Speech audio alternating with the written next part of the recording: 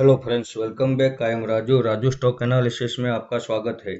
आज हम आपके सामने तीन कंपनियों का एनालिसिस करने वाले हैं। अब इन तीनों कंपनियों के फंडामेंटल तो अच्छे हैं ही, इसलिए हम उसके फंडामेंटल नहीं देखेंगे। हाँ, अगर इसके फंडामेंटल में कोई बड़ा पॉइंट ऐसा होगा जिसे हमें कवर करना चाहिए तो हम उसे ज़रूर से कवर करेंगे। लेकिन उससे पहले मैं आपको एक बात और बता दूं कि हमारी पिछली वीडियो में एक कमेंट आई थी। उस कमेंट में सिर्फ यही लिखा था सूरत प्रोडक्ट्स लिमिटेड, आगे पीछे और कुछ नहीं लिखा था। शायद वो हमें ये बोलना चाहते हो कि हम उसके ऊपर एक वीडियो बनाए। तो उनके लिए ये मैसेज है कि ऑलरेडी एक महीने पहले ही हमने सूरत प्रोडक्ट्स के ऊपर वीडियो बना दिया था और तब उसका भाव 280 चल रहा था और हमने वहां पे एक एंट्री भी कर ली थी। और आप यहाँ पे देख लीजिए, जहां से हमने बाय किया एग्जैक्टली उसने वहीं पे सपोर्ट बनाया और वहीं से बाउंस बैक किया और अभी ये 400 रुपये के भाव के पास ट्रेड कर रहा है। अब एक महीने में हमें ये 43% जितना प्रॉफिट दे रहा है। आप उसकी स्क्रीनशॉट देख लीजिए।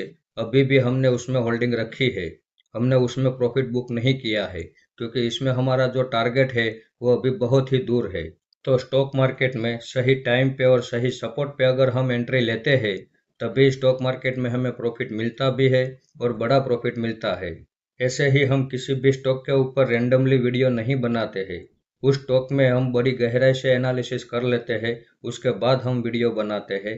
और किसी भी कंपनी के अंदर हम रेंडमली एंट्री भी नहीं लेते हैं।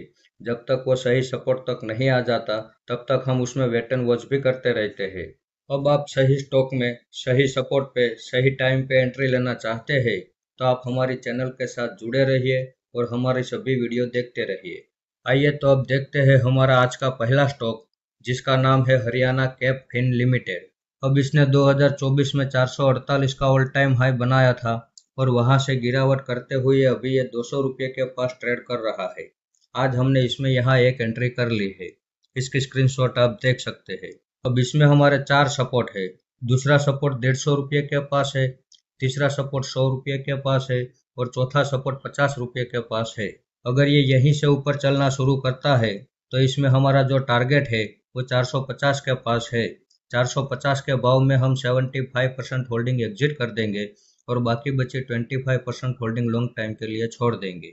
अगर यहाँ से और ज़्यादा बड़ी गिरावट करता है तो इसकी हर गिरावट में हम फायदा उठाने के लिए तैयार है। वर्ष के सिनारियो में अगर ये 50 रुपये तक भी गिरावट कर देता है तो 50 रुपये के भाव में हम दिल खोल के इन्वेस्टमेंट करने वाले हैं। अब इसमें हमारी पहली एंट्री 200 रुपये के पास तो है, लेकिन यहाँ से और ज़्यादा बड़ी गिरावट करके ये 50 रुपये के पास आता है तो वहाँ पे हम बिना डरे और ज़्यादा इन्वेस्टमेंट करने की बात क्यों कर रहे हैं? क्योंकि 50 रुपये के भाव में इसकी वैल्यूएशन काफ़ी ज़्यादा डिस्काउंट में आ जाती है और ऐसे डिस्काउंट वैल्यूएशन वाले स्टॉक अगर हमें मिल रहे हो तो ये हमारे लिए गोल्डन अपॉर्चुनिटी होती है। अब 2008 से लेकर अब तक का चार्ट आप देख सकते हैं। ये गिरावट करता है, बड़ी गिरावट भी करता है, प्राइस वाइज करेक्शन भी करता है, टाइम वाइज करेक्शन भी करता है। लेकिन जब नई तेजी की रैली चालू करता है तो पिछले ऑल टाइम हाई को ब्रेक करके एक नया ऑल टाइम हाई भी ये बनाता है। तो इस कंपनी के ऊपर हम भरोसा कर सकते हैं। आइए अब देखते हैं हमारा अगला स्टॉक, जिसका नाम है आईजी पेट्रोकेमिकल्स लिमिटेड। इसका शॉर्ट नेम है आईजीपीएल। अब 2021 में इसने 1018 का ऑल टाइम हाई बनाया था और वहां से गिरावट करते हुए अभी ये 425 के पास ट्रेड कर रहा है। अब ये अपने ऑल टाइम हाई से अभी 58% जितनी गिरावट तो कर चुका है, लेकिन अभी हम यहाँ एंट्री नहीं लेंगे। अब इसके फंडामेंटल में एक बड़ा पॉइंट है जिसे हम कवर कर लेते हैं। प्रमोटर की लिस्ट में आप देख लीजिए, मैसूर पेट्रोकेमिकल्स लिमिटेड का नाम हमें यहाँ नजर आ रहा है। अब मैसूर पेट्रोकेमिकल के पास इस कंपनी की 13% जितनी होल्डिंग है। अब 2 हफ्ते पहले हमने मैसूर पेट्रोकेमिकल्स के ऊपर वीडियो बनाया है और हमने उसमें 122 के भाव में एक एंट्री भी ली है। लेकिन इसमें अभी हम इंतजार करने की बात क्यों कर रहे हैं? क्योंकि ये वैल्यूएशन में तो अभी ये सस्ता हो चुका है, लेकिन इसके चार्ट में जो टेक्निकल पैटर्न चल रही है उस हिसाब से हमारा इसमें पहला सपोर्ट तो 150 रुपये का ही रहेगा। अब 2007 से लेकर अब तक का चार्ट आप देख सकते हैं। ये गिरावट करता है, बड़ी गिरावट भी करता है, प्राइस वाइज करेक्शन भी करता है और टाइम वाइज करेक्शन भी करता है। लेकिन जब नई तेजी की रैली चालू करता है तो पिछले ऑल टाइम हाई को ब्रेक करके एक नया ऑल टाइम हाई भी ये बनाता है।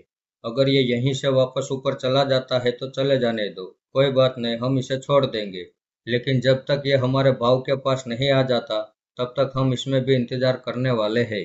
आइए तो अब देखते हैं हमारा अगला स्टॉक, जिसका नाम है पोकरना लिमिटेड। अब इसने इसी साल 2025 में 1451 का ऑल टाइम हाई बनाया था और वहां से गिरावट करते हुए अभी यह 836 के पास ट्रेड कर रहा है।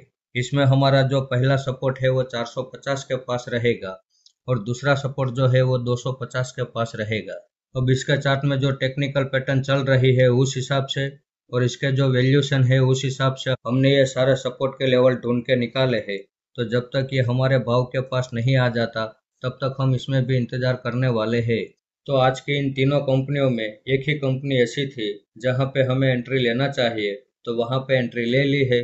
और दो कंपनियां ऐसी है जहां पे हमें इंतजार करना चाहिए, तो हम इंतजार करने के लिए तैयार है। हमारा तो सिंपल सा फंडा है, जहां मिले अपॉर्चुनिटी वहां करेंगे इन्वेस्टमेंट।